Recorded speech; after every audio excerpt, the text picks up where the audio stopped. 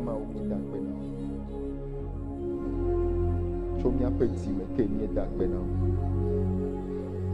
Míetsɔ edzi blibo, míaƒe dzi blibowo katã le akpe dem na wo.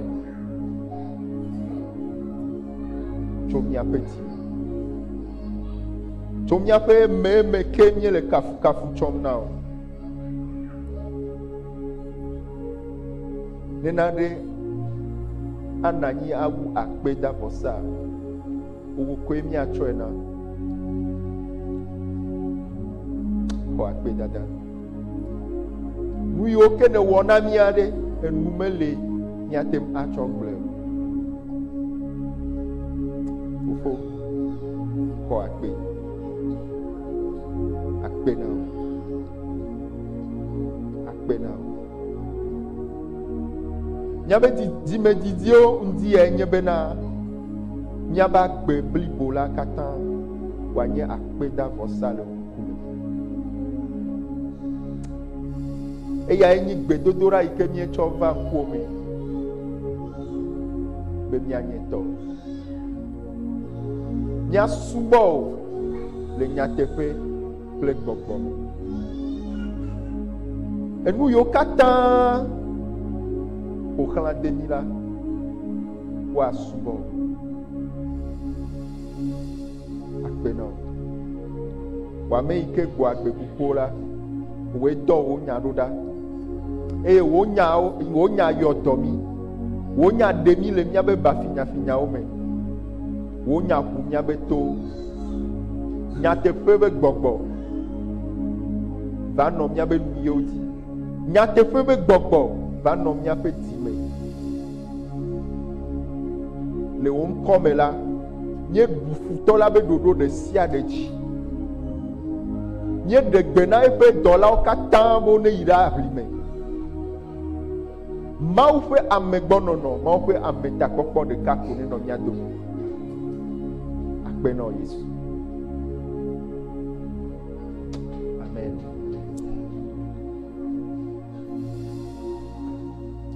Míatema na anyi fa.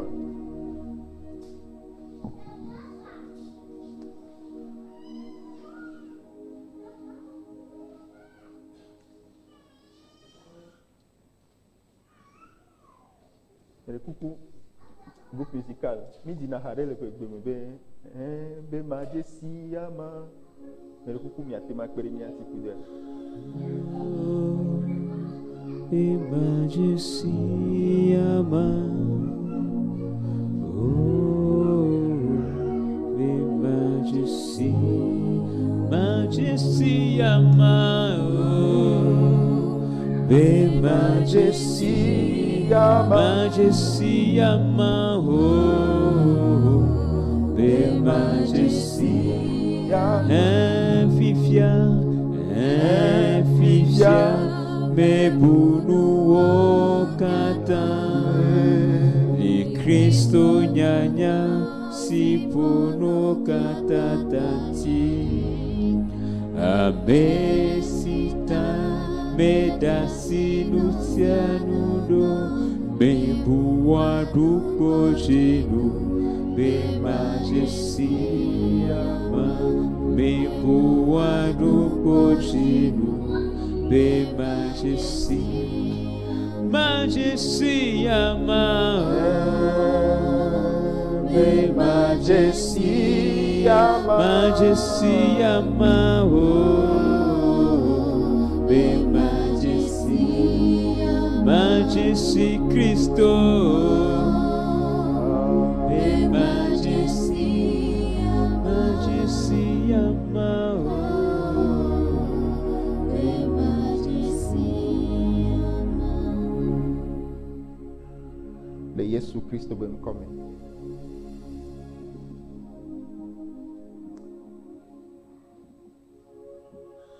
Eya enyi miaƒe gbedodoɖa. Atema na anyi fa. Eya nye míaƒe gbedodoɖa kple míaƒe dzimedzidzi blibo katã be míadze si eyama. Amen. Be míadze si eyama. Be míadze si eyama. Míaƒe nu vɔ̃ wɔwɔ, nu vɔ̃ yiwo katã amegbetɔ alo kristotɔ ate ma wɔ, wo katã wonye nu ka? Mawu madzesi. Wo katã woabe dzɔtsoƒea enye nu ka? Mawu madzesi. Vɔ gake Mawu ne ve mía nu. Mawu ne ve mía nu. No be míadzesi Mawu, míadzesi ame yi ke wònye, nu yi ke Mawu ƒe gbɔgbɔ tsɔ da ɖe dinye dzi vevietɔ enyi be nu ka? Míadzesi yeƒe nu ka? Asixɔxɔ. Míadzesi Mawu ƒe asixɔxɔ. Mawu ƒe asixɔxɔ. Mawu ƒe asixɔxɔ. Tsatsa yiwo katã mi wɔna le agbe me ku ɖe Mawu ƒe nya ŋuti la, ekpona ɖe ŋkɔ asixɔxɔ yi ke míetsɔ na Mawu.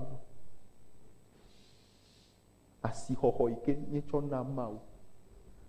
Eye tsatsa yiwo katã amegbetɔ ɖe sia ɖe wɔna to viviwo dzi yina ame tsitsiwo dzi ɖe, ekuna ɖe ŋkɔ asixɔxɔ yi ke wotsɔ ku ɖe nane ŋuti. Ne ame aɖe tsɔ asixɔxɔ da ɖe nane ŋutia, yebe azɔli alo yeƒe mɔ ye wòtana. Eye ne ame aɖe metsɔ asixɔxɔ ɖeke na Mawu o la, ate awɔ aflu amegbetɔ alo ate ma awɔe kpɔ be yatsɔ do dzidzɔ na ame ɖe. Ate ma gblɔ be yeava tsɔ tsi ne yatsɔ dze ame ɖe nu alo ne ŋugba va bia yi ta o alo ne ŋugba va yɔ yi o. Vɔ gakea le nyateƒe mea adze.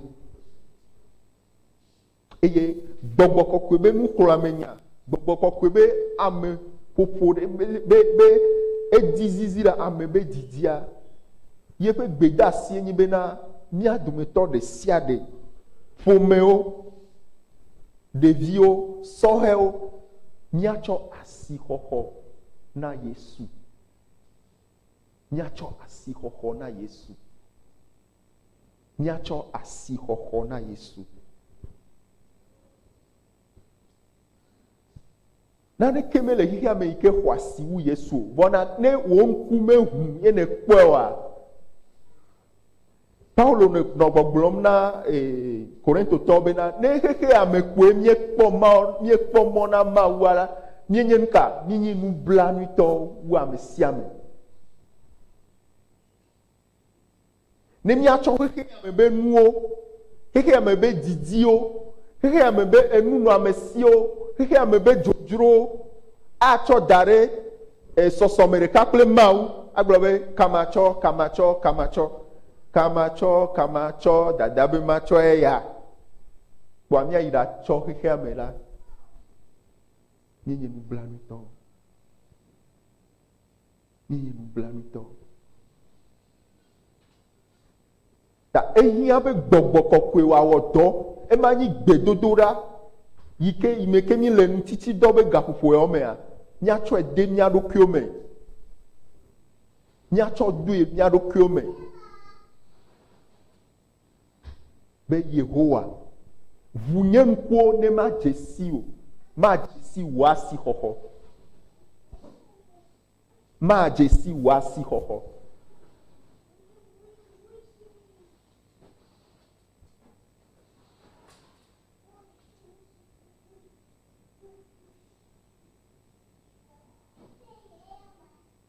Amen. Ne mi le ŋgble dem ku ɖe ame yiwo ke dze ŋkɔ, ame abe Paulo ne, ame abe Stefano eye nɔvi geɖewo aɖe. Ne mi tsɔ Paulo ƒe agbe, mi tsɔ enu yiwo katã wòlɔ̃ be yeabu ɖe Kristo ta. Nɔviwo, amegbetɔ aɖeke menye abunɛtɔ o. Amegbetɔ aɖeke menye abunɛtɔ o. Nane kokokoe wòkpɔ, asixɔxɔ ɖe le si. Eye wòle be gbɔgbɔ kɔkɔe ne wɔ dɔ ɖe le míaƒe dzime, ne míado dzesi, me ɖe kuku. ne míado dzesi Mawu ƒe asixɔxɔ Kristo ƒe gãnyenye. Eye Paulo ma tututu le gbɔgblɔ na mi le Korintotɔ ƒe agbalẽ, Korintotɔ ƒe agbalẽ 2, 8 kpukpui 9. Medi be ma xlẽ kpukuia na sɔhɛwo vevietɔ.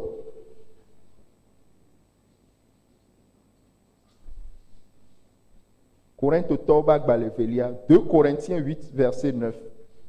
Ebe mienya ale si mia Aƒetɔ Yesu Kristo ve mia nui. Ke sinɔtɔ wònye hafi. Ke le mia ta la, eva dahe. Ale be miato eƒe ahedada me ava zu kesinɔtɔwo. Enya iti ke le nye di me. Obe mienya ale yi ke Yesu Kristo va ve mia nui. Kesinɔtɔ wònye hafi. Kesinɔtɔ wònye hafi. Kesinɔtɔ wònye hafi. Be migbaŋlɔ be nya ya o, migaŋlɔ be o, miabe dziwo megaŋlɔ be o. Kesinɔtɔ wònye hafi. Le eƒe ɖusiwo mea, kesinɔnu ɖeɖe. Le eƒe miamea, wònye nuka vivisese. Kesinɔtɔ wònye hafi. Eye wòle gbɔgblɔm bena xexea me be naneke eɖanyi dɔwame o, eɖanyi nyadzɔɖamedi o, eɖanyi awumegalamesi o, eɖanyi ameyometiti o, eɖanyi eku hã gɔ̃a. Mamam ɖa tso ŋka o, Mawu ƒe lɔlɔ̃.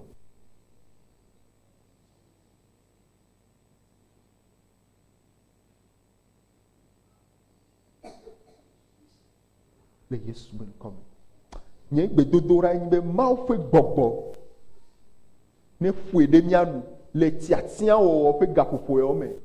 Nyitsɔwo gblɔ na woƒo nu na mi be tiatia kae miewɔ. Le français yovo be wogblɔ na mi tsa le ƒegbe be tsɔti be tiatia kae miewɔ. Tiatia yi ke tiatia de sia de yi ke amegbetɔ ɖe la wɔa eku ɖe nu ka asixɔxɔ yi ke wòtsɔ na nane.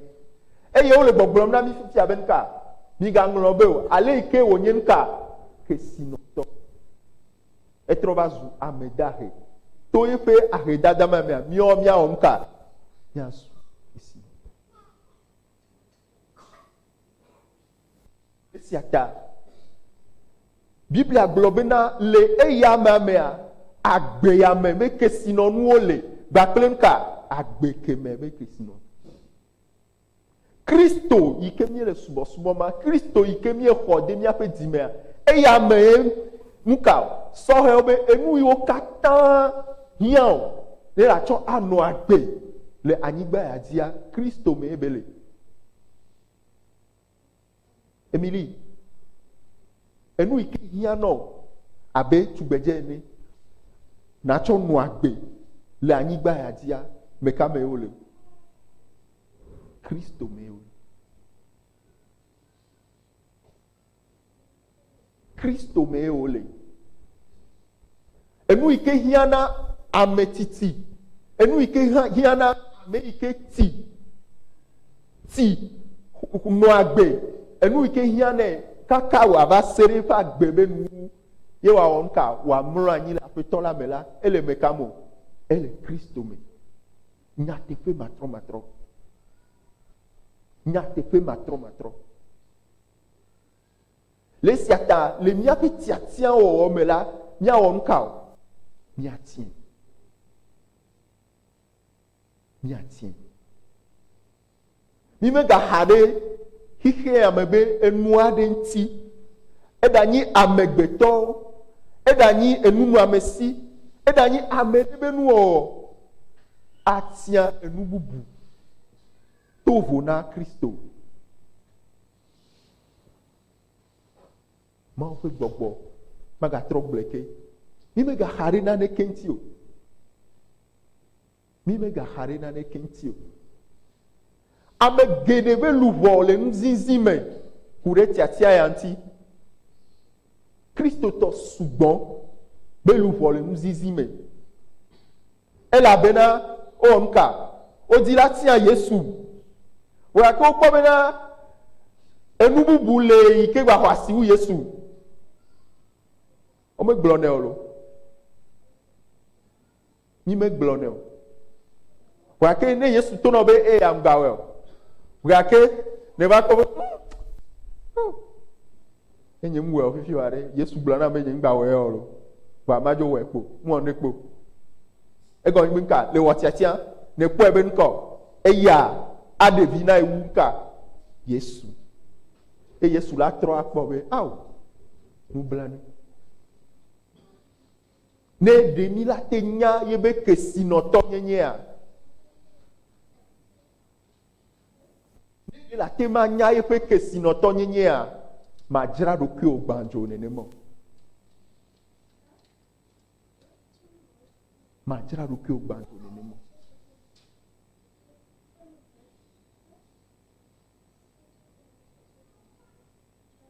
Si dzedze nɔ Yosef ti eye wòtsɔ nɔ agbe ya. Si dzedze nɔ Daniel si.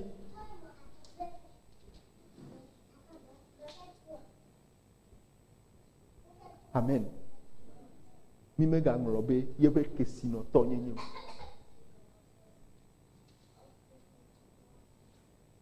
Eyi ke Petro yi Cornelio ƒe aƒe mea, eyi ke wòya tsɔ Yesu be nya, agbe ƒe nya, tsɔ ɖo ɖa wa, egblɔ nya ɖe.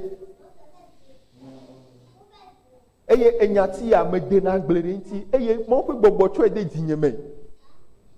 Ele dɔ wɔ ƒe agbalẽ ewolia me, tabla tɔ̃vɔ Acte 10 verset 38. Et afi sia afi yi ke me yia, Mawu ƒe gbɔgbɔ tsɔ ne dana ɖe dzinye be magblɔe.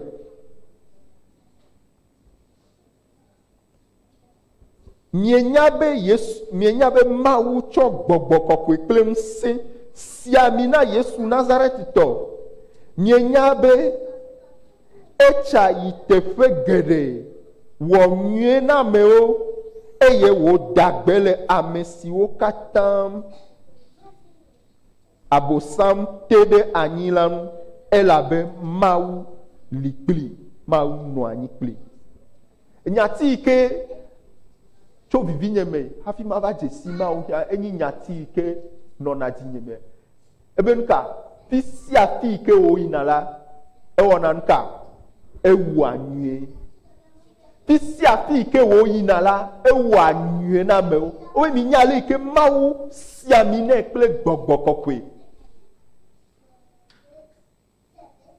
Fi sia fi yi ke wo yina ebe be nuka nɔnɔme sia nɔnɔme yi ke amegbetɔ ɖe le la ne Yesu va fi ma la awɔ nuka awɔ nyuie. Emili fɔn nɔviwo. Nɔnɔme sia nɔnɔme yi ke me amegbetɔ ɖe la nɔ la ne Yesu va fi ma la awɔ nuka awɔ nyuie. Amen. Medi be na dzo gbakple xɔse ma.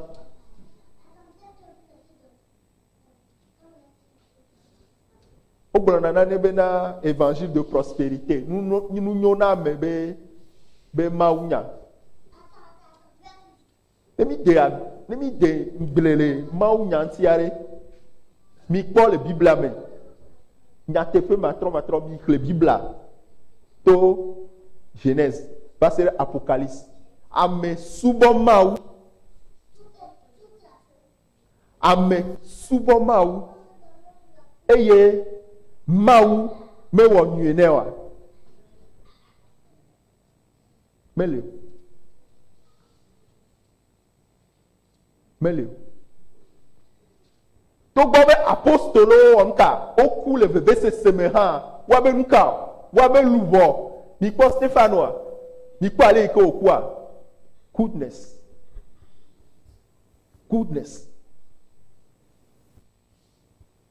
Mikpɔ ale yi ke Stefano kua, ale yi ke wòtsɔ ebe luʋɔ na aƒetɔa. Mawu awɔ nyuie na amewu nenema.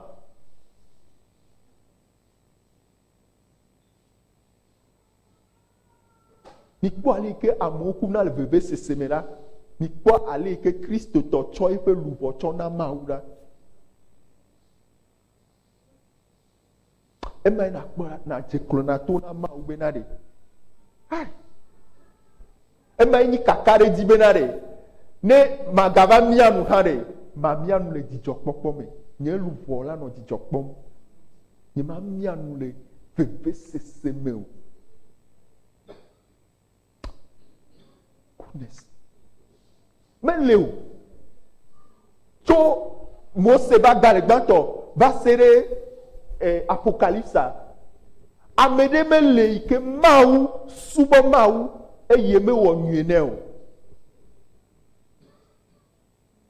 Il y a personne, les enfants, personne qui adore Dieu, qui sert Dieu, qui aime Dieu et que Dieu ne lui a pas fait du bien. Il n'y en a pas.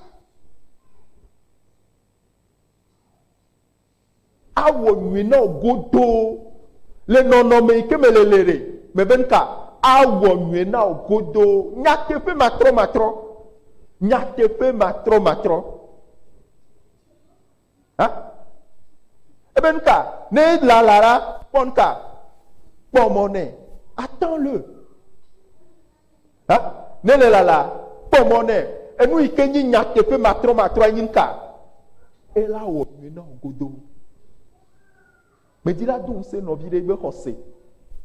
Ma da o. C'est que ne mi le Bible a kaka va se nous mais d'accord. A compta wala gbona o yona no be probabilité a e o 1. E go nyi nka a 20 me on nka godo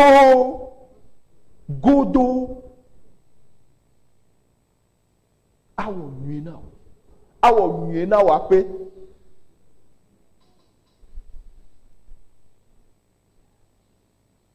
Sɔhe de sia de, ame ɖeke me tsɔ eƒe agbe na Mawu, ye Mawu me wɔ nyui nɛ o.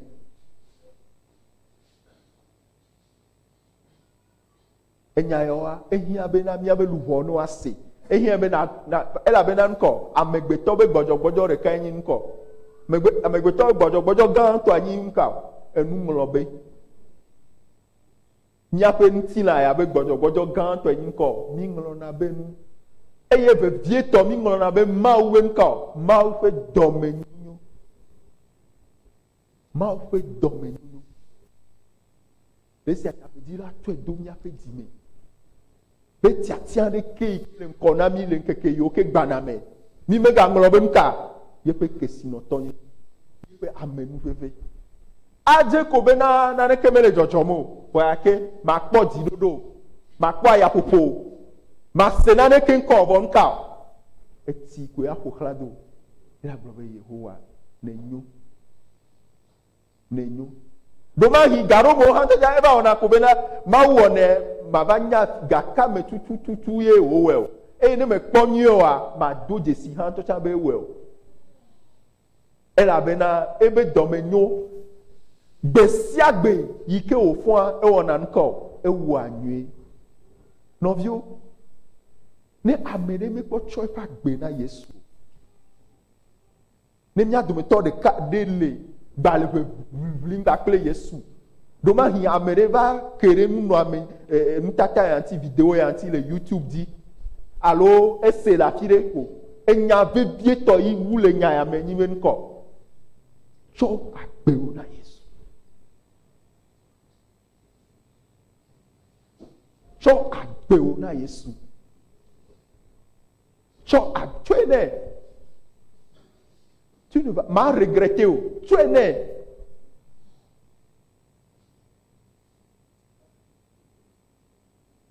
Et amena globina yi Kristo tovo mkantie Mawu le biana ne chogbo. Mawu le biana ne chogbo. Mawu le biana ne chogbo. Ebe tu es nam. Ebe aw. Ya ni mati tu es nam. Ne me tu es nam areke ma o. Ye o temegbe. E o glo aw fini. E de la temanya. Nu ike me di la wona wa. Ne de la temanya ale ike me lon o.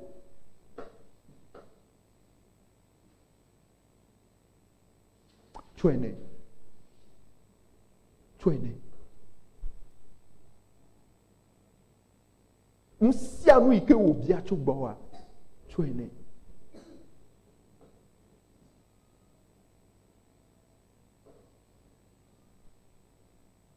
Enya ya gɔme, Ana, Samuel ƒe nɔ se gɔme. Enɔ vi dim tso Mawu gbɔ. Amewo nɔ kom. Eye wòva se nane gɔme. Wòse nane gɔme yi ke mía amegbetɔwo mi mese gɔme o. Eye ave se kple nɔviawo katã le mía wu. Míedzi la tsɔ nane tsɔ wɔ mía tɔ. Nu kae nye tɔ o? Nu kae nye tɔ o? Ɖomahi Mawu le yɔ ɖe dɔ ɖe. Bena ɖe wɔ eyi na wɔ dɔ ya nam. Ebe awɔ Mawu edɔ game mle asi nyo. Meke tsɔ ŋusẽ yi ke le gblɔ kaka le va gblɔ be game mele esi o, ame ke tsɔe na o.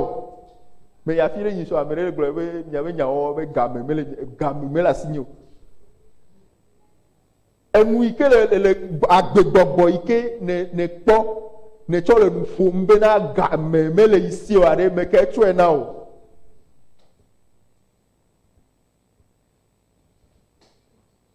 Ta ame nuveve gã ɖe wòanye bena nava do dzesi bena ɖe Mawu aɖe. Ne yi do go fia eya lake wɔ tiatia bena ɖe anon game suba kɔa awo ɖoko zã ɖe ya ko mi kɔe zã ɖe game me kpɔ su o me xɔe se be game me kpɔ su o Mawu yi ke ƒo nuwo katã ta ele gbe sɔsɔ na nu katã. Eye nkeke yawo mea enu sesewo le dzɔdzɔm. Be Mawu le nu ƒom na mi be atsɔ fia amegbetɔ bena ɖe mi menye naneke o, enye lé miaƒe agbe ɖe alɔ me. Mía ŋutsu aƒedzikpɔla ɖo mi gblɔ be nye ŋɖola wɔ dɔ, ŋɖola wɔ ya. Ne Mawu tsɔ lé anyi mla ɖe dɔbadzi ɖe fifia ɖe. Exɔ si bena esrɔ̃ kple viwo makpɔ nu aɖua.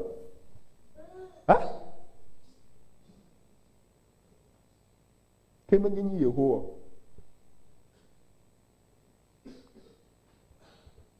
Mawue nye Mawu. Le esia ta míatsɔ mía ɖokuiwo anɛ.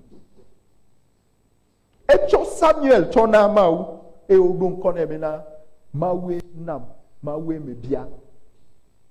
Edo dzesi bena eviwo nye Mawu tɔ. Edo dzesi bena Mawu ye nyi enuwo katã wɔla. Le esia ta enuwo katã nye tɔ. Eye enuwo katã ayi nɛ. Eye wòtsɔ edime be didia tsɔ de Samuel me. Eye eyi Samuel nɔ titia. Mikpɔ bena edia yi ke le emea ehe nane va Samuel ƒe agbe me. Eye medi me míaxlẽ nu ɖe le afi ma ko. Mi ma axɔ game sugbɔ míage kpɔ nya ma koa míaxlẽ nya ɖeka míado gbe ɖa. Samuel nɔ Eli gbɔ eye le Eli ƒe aƒe me Eli nye nunɔla eye le Lewi be nunɔla nyenye me la Eli be viwo hã ɖo la nye nunɔlawo. Vɔ gake Samuel nɔ Eli ƒe aƒe me. Eyi sese aɖe me Mawu ƒo nu nɛ. Le vevietɔ wu la ese Mawu ƒe gbe. Eye nye nyati nye gbedeasi le egbe be tanya kpoa ekoe nyi bena Aƒetɔ wò dɔla le to ɖom. Míaxlẽ nu le Samuel gbãtɔ. Ame ɖe kpɔe wa. Samuel gbãtɔ.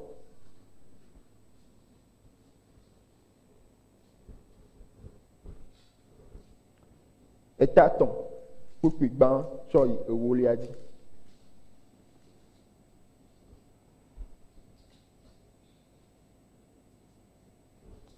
Wole gbɔgblɔm na mi le afi ma be azɔ Samuel ɖevi la nɔ Eli te nɔ Aƒetɔ subɔm.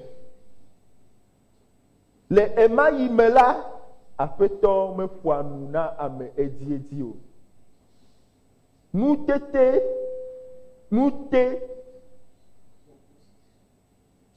nutegakpɔkpɔ hã mebɔ o. Nutegakpɔkpɔ hã mebɔ o.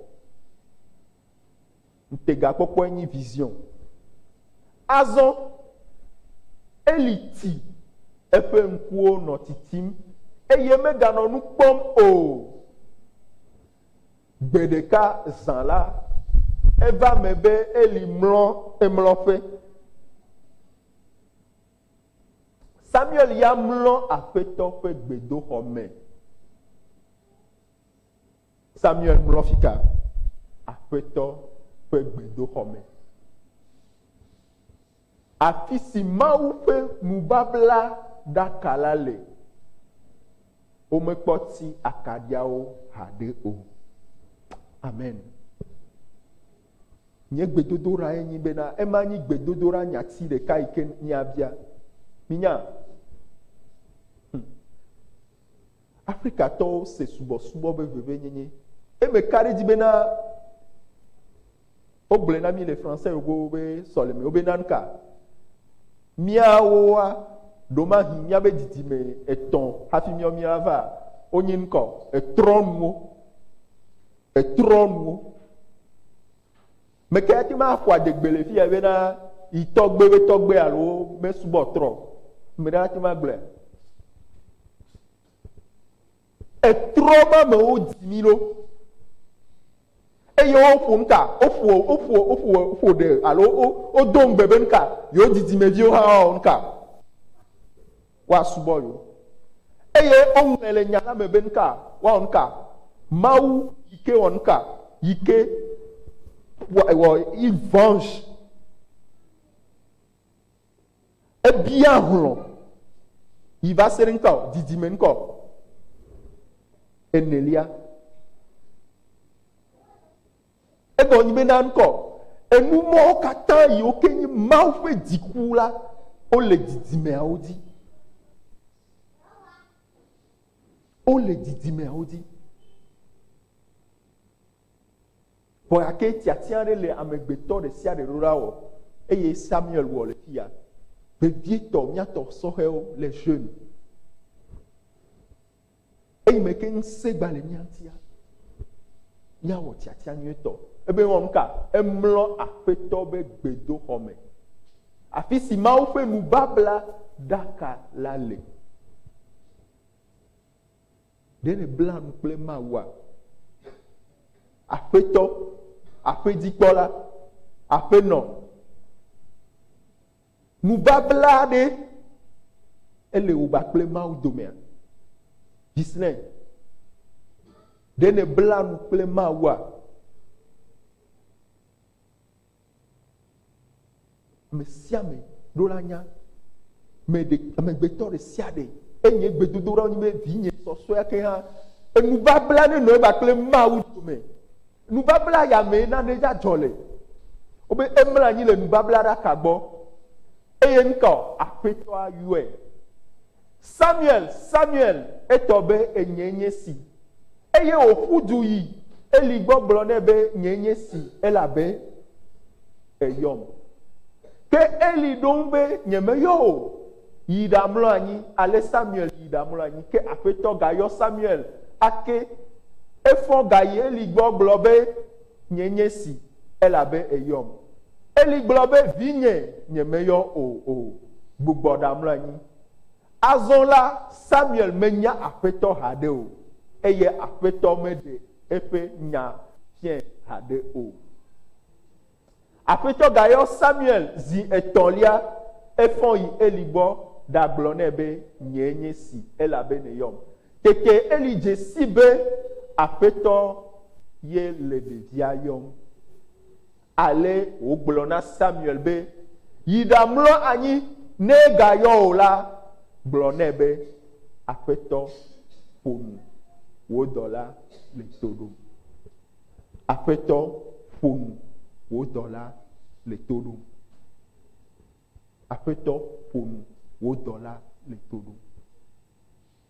Enu geɖe míasrɔ̃ le etanya ya me eye me do ŋusẽ mi bena ne mi yi aƒe mea míakli gba kple gbedodoɖa ƒe gbɔgbɔ wòake enya yi ke Mawu ƒe gbɔgbɔ tsɔ da ɖe nye didia ele kukui asiekelia me egale kukui ewolia hã me ye le afi ya aƒetɔ elabe wò dɔla to ɖo.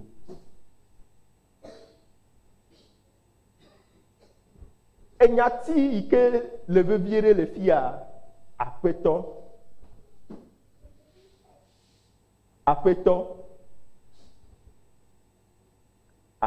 gbakple dɔla.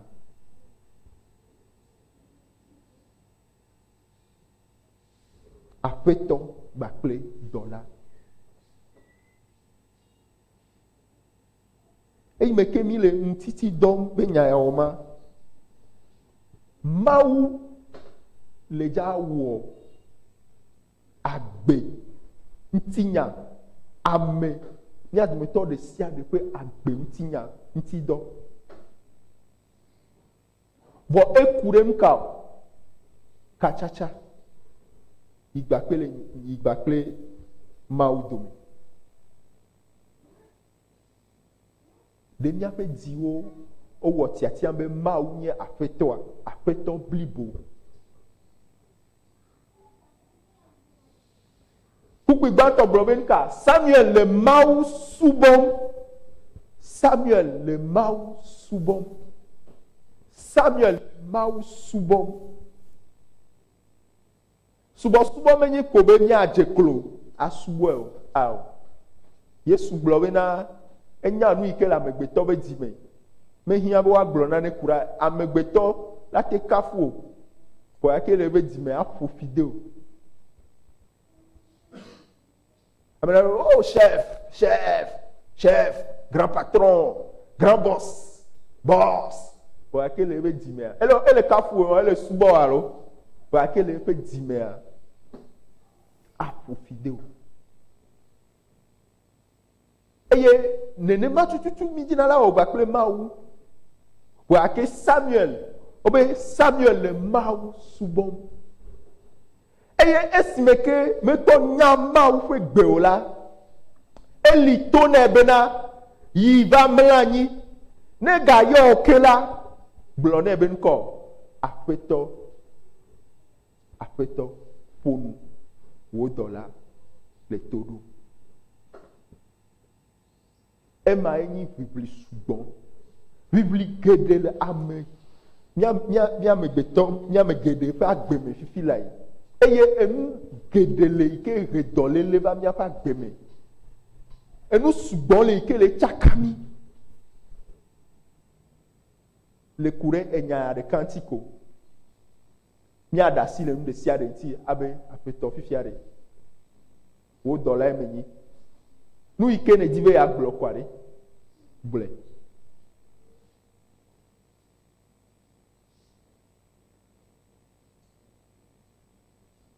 Aƒetɔ ƒonu wò dɔla le to dzi.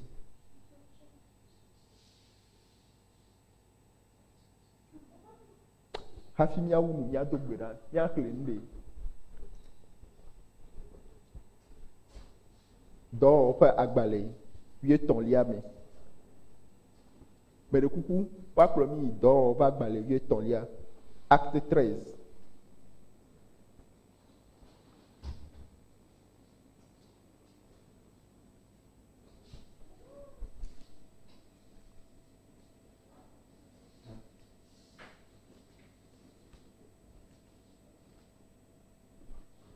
Dɔwɔwɔ 8lia. Kpukui gbã tsɔ yi 8lia. Biblia be eye nyagblɔɖila kple nufiala ɖewo le hame si le Antiochia la me, siwo nye Barnaba kple Simeon, siwo yɔna be Niger kple Lukio, Kirenetɔ kple Banahem, ame siwo nyi kple dziɖula Herodes kple Saul.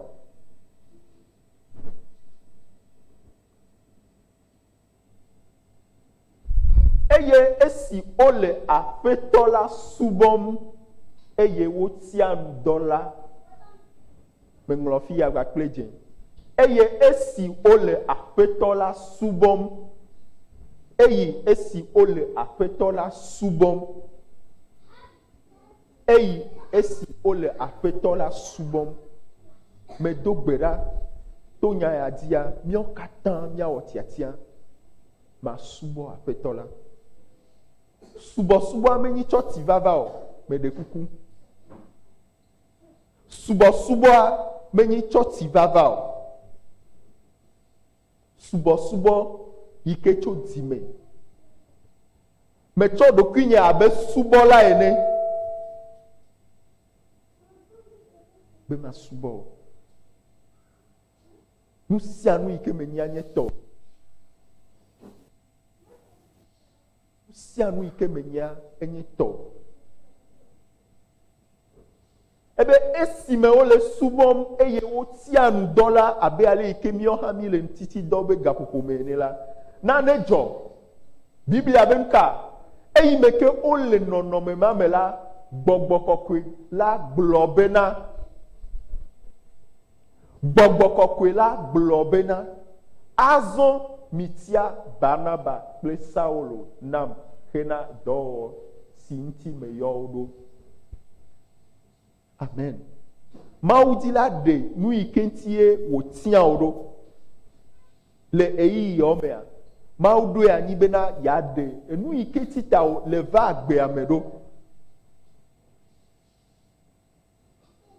Minya, amegbetɔ be nu yi ke nana wòti nublanui me gbogbo tɔawoa, enu gbãtɔ enyi ŋkɔ, menya nu yi ke ŋutita eyi le agbea me ɖo.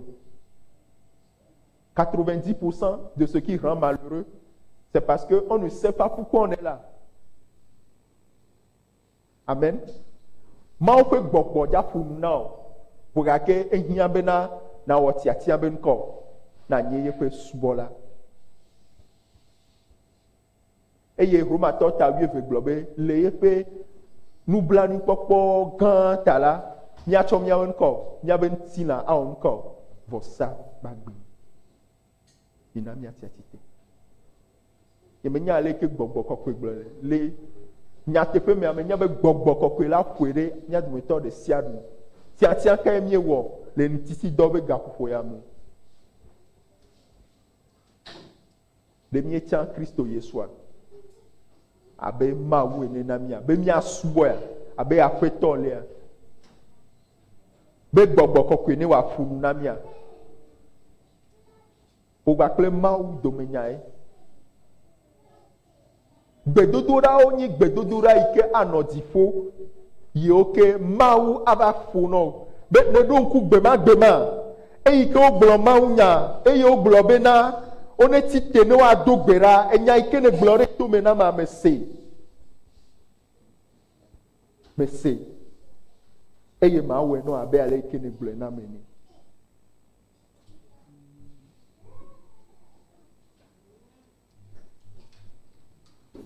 Nyame di be manye tɔwo le nya ke me nye ma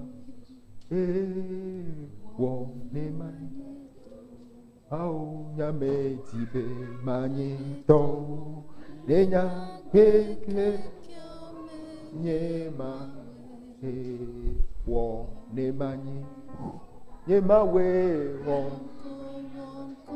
nye de la wɔ. Onye mawe nye de la o nyame dibe manye towu yenya ke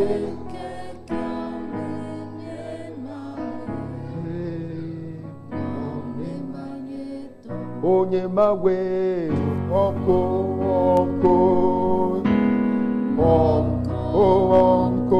nye de la Yemawe wonko nyame tibe manye towu enya gbeke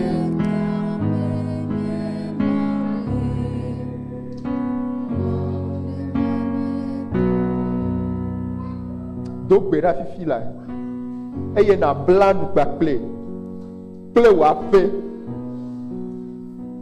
be tɔwoe mienye Xixe ame be ŋukle na ame ɖeke. Xixe ame be beble gbɔgbɔ aɖeke. Xixe ame be ŋusẽ aɖeke. Yike ke nu me. Di la mi nye luƒɔ la. Ma ɖe dzo ɖa le gbɔ. Antrɔ yiwo katã le viviti me.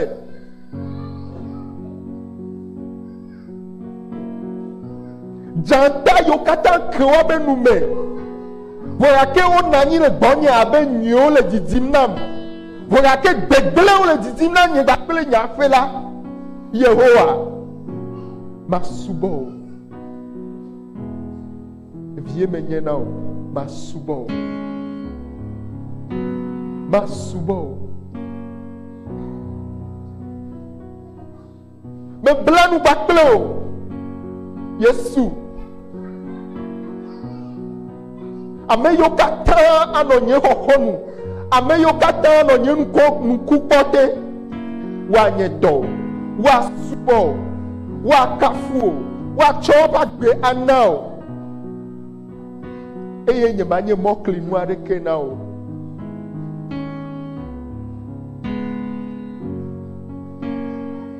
Le Yesu be ŋkɔ me. Eyi ke menya bena ewoe awɔ nyuie nam godoo la. Elabe Biblia be afi sia afi yi ke ne yina. Meda dzi kpɔ o le wɔa nyuie la. Menye bena nɔnɔme ɖe sia ɖe yi me ke me le totom la. La ɖem dogo le wo katã me. La ɖem dogo le wo katã me. La ɖem dogo le wo katã me. La ɖem dogo le wo katã me. La ɖem dogo le wo katã me. Fifi la me do gbe ɖa. Fofo, le be ne mi bia nane le yiƒe lɔlɔ̃nu me la, ava me na mi. Eye wonya gblɔ bena ŋutilã menye dɔléle tɔ. Wo subɔlawo ƒe ŋutilã menye dɔléle ta o. Le sia ta, le wo kɔme nye ɖegbe ɖe dɔléle ɖe sia ɖe. Dɔléle ɖe sia ɖe. Vevesese ɖe sia ɖe. Aɖukliɖuɖu ɖe sia ɖe. Ne ɖe asi le subɔlawo ŋuti. Wonya ne va me na wo. Le be miava miasubɔe. Eye yi la yayra mi. Eva me na mi nenema. Le Yesu Kristo be ŋkɔ me. Le Yesu Kristo be ŋkɔ me. Le Yesu Kristo be ŋkɔ me. Akpe na wo. Amen. Oyra mi ke.